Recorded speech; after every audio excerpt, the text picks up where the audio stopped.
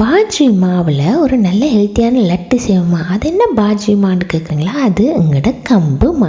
இந்த கம்பு லட்டு செய்கிறதுக்கு ஒரு 1/4 கப் கச்சான் கடலையை எடுத்து நல்லா வறுத்து, நல்லா ரோஸ்ட் ஆகும் பிறகு வறுத்து ஒரு சைடில் எடுத்து வைங்கோ. அதுக்கு பிறகு 1/4 கப் எள்ளு போட்டு பொன்னிறமாக வறுத்து அதையும் எடுத்து ஒரு சைடில் வையுங்கோ. அதுக்கு பிறகு 1/2 கப் தேங்காய் துருவலையும் வறுத்து ஒரு சைடில் ஆற விடுங்கோ. ஆறிக்கொண்டு இருக்கேக்கு ஒரு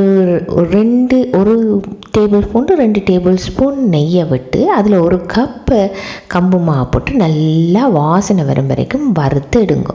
அதை வறுத்து எடுத்து முடிஞ்சோன்னா அதை ஆற விட்டுட்டு அங்கால போய் நாங்கள் வச்சுருந்த எல்லா 3 தேங்காய் துருவல், கச்சான், எள்ளு, அதோடு ஒரு கரண்டி ஏலக்காயம் போட்டு நல்லா அரைச்சிடுங்கோ.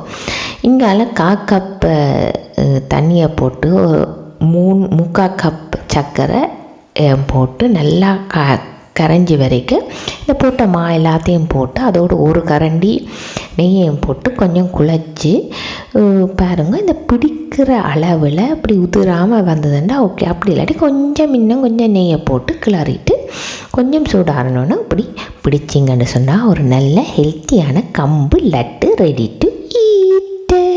ட்ரை பண்ணி பாருங்க. பிடிச்சா எனக்கு கமெண்ட்டில் பிடிச்சிருக்குன்னு சொல்லுங்க.